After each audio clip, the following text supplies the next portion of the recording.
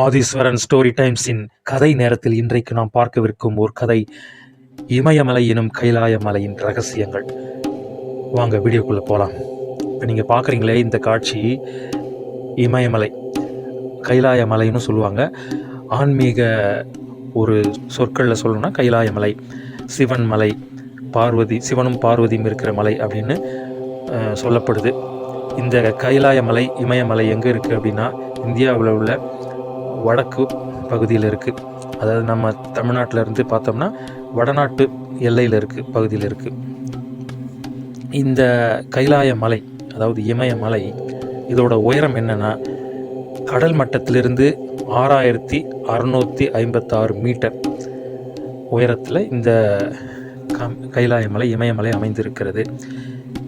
இது திபெத் பகுதியில் அமைஞ்சிருக்கு. இந்த கைலாய மலை எவருமே ஏறி சென்றடைந்ததாக பதிவுகள் இதுவரை இல்லை அப்படிங்கிறது இது மிக முக்கியமானது. அதுக்கு அடுத்ததாக இதில் ஒரு கதை சொல்லப்படுது.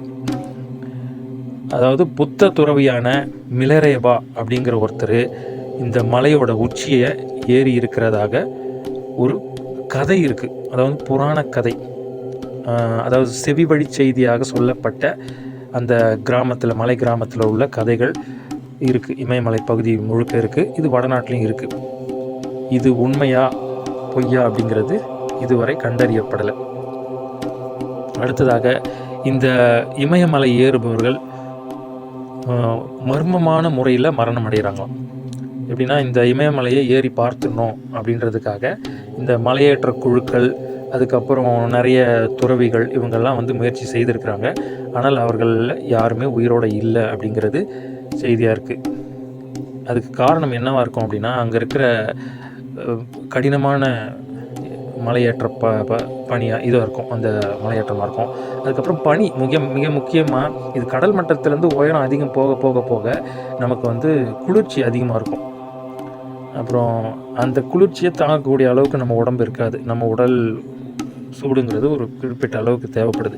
அப்போ அதை விட குறையும் பொழுது அங்கே உடல் இயக்கத்திறன் ரொம்ப குறைஞ்சிடும். அதனால் கூட மரணம் ஏற்படுவதற்கு வாய்ப்பு இருக்குது.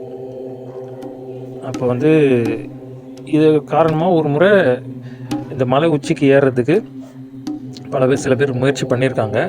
அப்போது அது ஒரு குழு போயிருக்கு. அந்த குழுவில் அது திபெத்திய லாமா அவங்களுடைய ஆலோசனைகளால் இறுதி கட்டத்தில் போகிறத, அதாவது மலை உச்சிக்கு போகிற இடத்துல அங்கே போனீங்கன்னா நீங்கள் பாதிக்கப்படுவீங்க, உயிரோடு இருக்க மாட்டீங்க, நிறைய பேருக்கு அது மாதிரி நடந்திருக்கு, மரணம் ஏற்பட்டிருக்கு அப்படின்றதுனால, அது அவங்களுடைய ஆலோசனை சொன்னதுனால அந்த இறுதியாக போக வேண்டியதை கைவிட்டிருக்காங்க. அப்படி ஏறினவங்களில் 4 பேர் இறந்துருக்குறாங்க அந்த குழுவில். இது பதிவாயிருக்கு.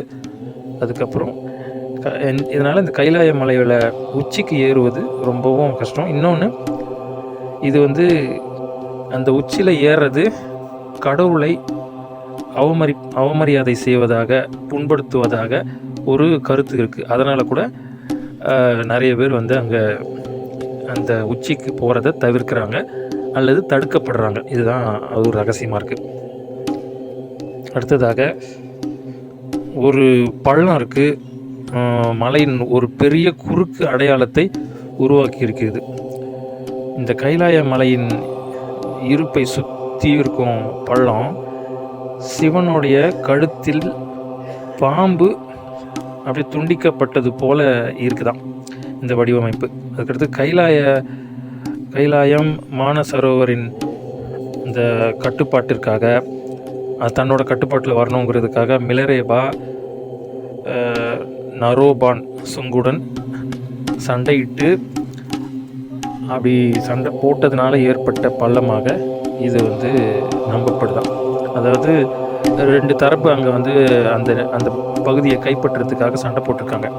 அதில் ஒரு தரப்பு அந்த மிலரேபா அப்படிங்கிற அந்த துறவியோட தரப்பு, இன்னொருத்தங்க நரோபான் சுங் அப்படிங்கிறவரோட ஒரு குழு. இவங்க 2 பேருக்குள்ளேயும் சண்டை நடந்து அப்போது அந்த பள்ளம் ஏற்பட்டதாக இது சொல்லப்படுது.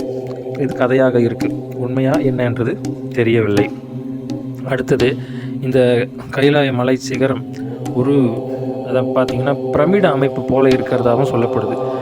அதோட உச்சி அது மனிதர்களால் தான் உருவாக்கப்பட்டிருக்கு அப்படின்னு சொல்கிறாங்க. இது இயற்கையான மலையா